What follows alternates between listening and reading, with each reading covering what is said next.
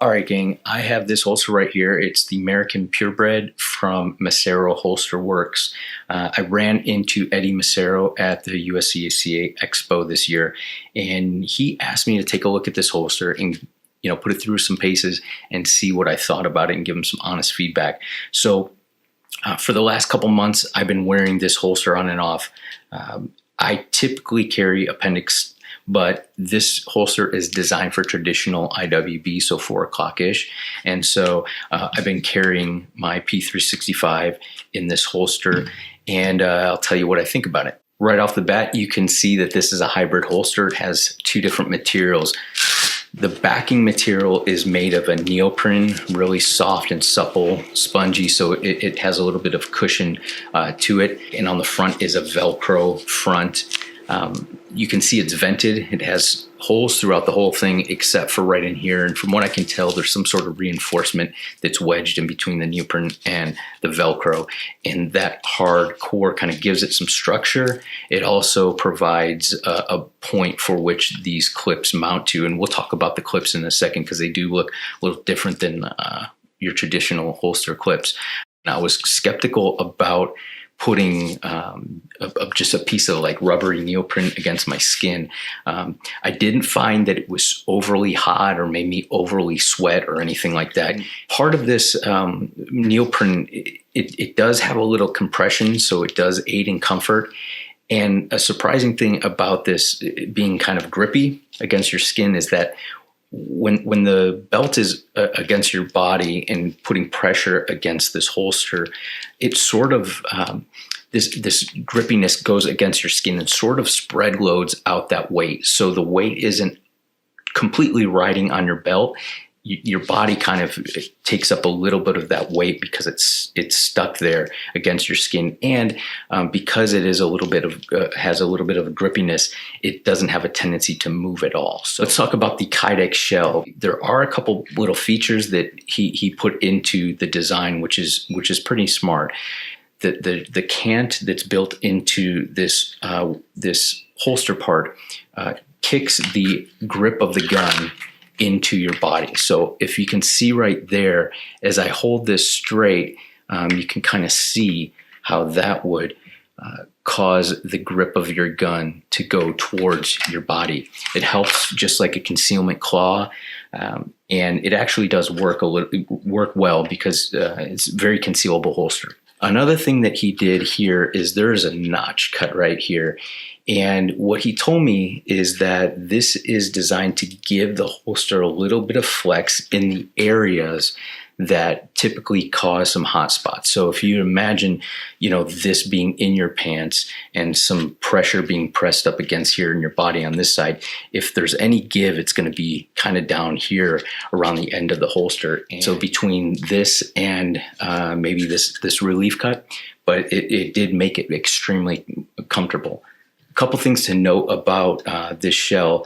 I'm not thinking that it could fit suppressor height sights as it is.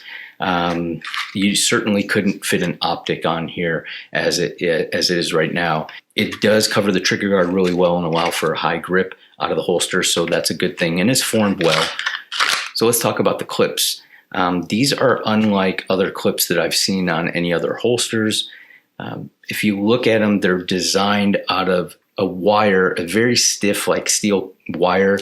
It has a lot of good rigidity to it. It springs back into shape really well. It has a good positive hook on the bottom end. Surprisingly, these things are very, very durable. You can bend them. I mean, I could sit here and I can bend them if I want to. And you can see I can bend it out of shape, but I can also bend it right back into shape. So, these things retain their shape pretty well. They're not going to break. However, they could bend.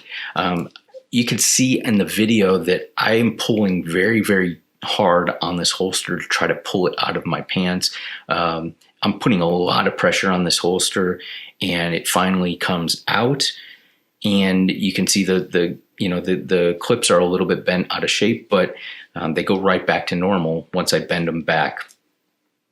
Is that typically what would happen in a fight? I don't think so. Your gun's going to come out way before your holster follows it, right?